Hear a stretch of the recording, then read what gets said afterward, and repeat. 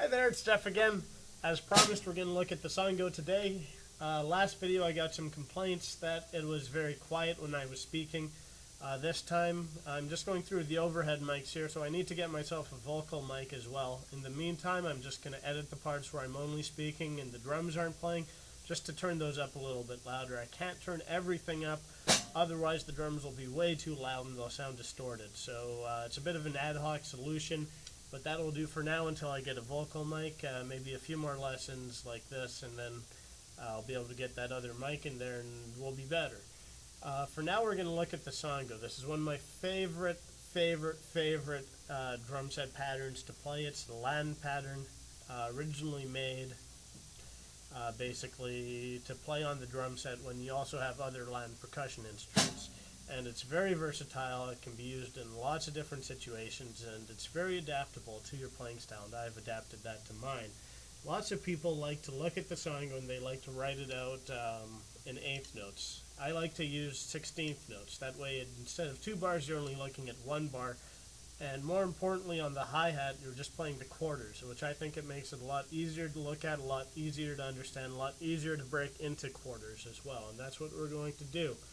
Just realize that on the hi-hat, for now, we'll just be playing 1, 2, 3, 4. Really simple quarters. So for now, if your hi-hat hand falls anywhere outside the quarters, you're playing it wrong. So that's very easy to figure out when you're playing it wrong that way. And what we're going to do is we're going to look at each section. We're going to look at 1 and 2. Then we're going to look at 2E and 3, 3E and 4, and lastly 4E and 1. Now to begin with, we're just going to play 1 because it's a quarter note. We're going to play it on the hi-hat. The and is going to be an accent, and it's played on the snare drum. The ah will be on the bass drum, and then we'll play we'll play 2 because it's a quarter note. Plays on the hi-hat, so it'll sound like this. 1, 2. Really simple. 1, 2. Just remember, don't play on the E. The E is a rest. 1E and 2, like that. Now, 2E and 3 is probably the simplest part here. All that you're doing is you're starting on the hi-hat, then you're playing the snare drum, then you're playing the bass drum, coming back to the snare drum and back to the hi-hat. If you write this out in sheet music, it will look like a little inverted triangle or a little V as it goes down and back up again. And that's all that it is. You're going down and up. See how that works? And what we're going to do is we're going to accent the ah here on the snare drum. Like that. 2E and 3, 2E and 3. Now one thing that I like to do with the Songo is I like just to end it right there. I'll play the 1 and a 2, and then I'll just keep repeating that 2E and a 3, and that will sound like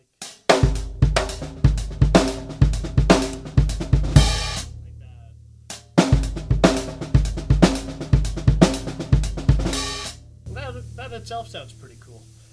You can take a 4/4 drum beat and then double up the speed, turn those into 30-second notes, and it sounds cool. That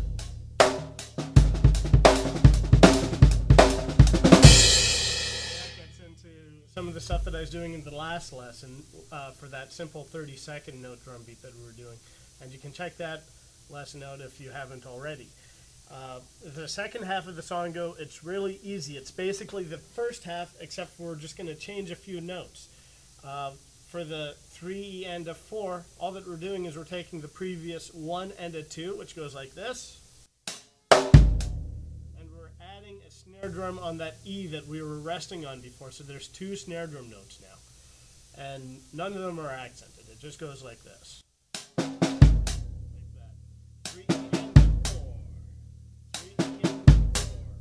Simple.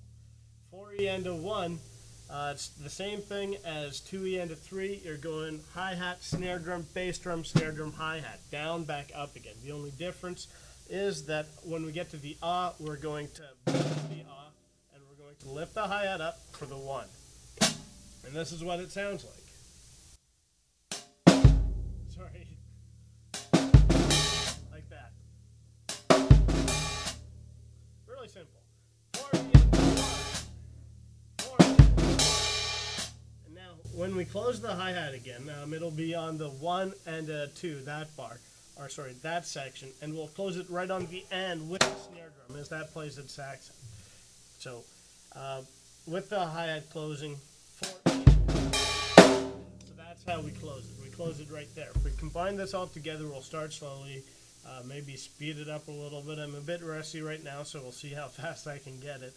But this is what it sounds like, and I think it's pretty cool.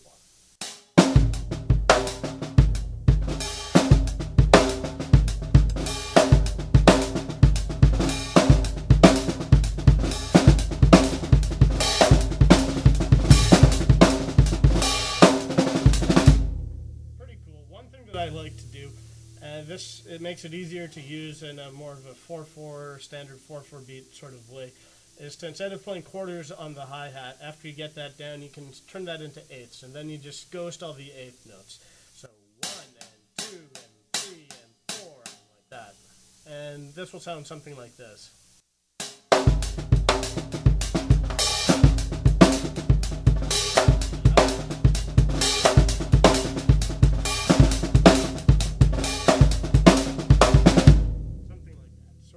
A little bit sloppy right now. I'm a bit rusty. Another thing we can do is we can turn the entire thing into 30-second notes, and when we're doing this, I like to start moving my leading hand to the snare drum for some parts, and we'll just start like with a really slow 4/4 beat, and then we'll put some Songo in there.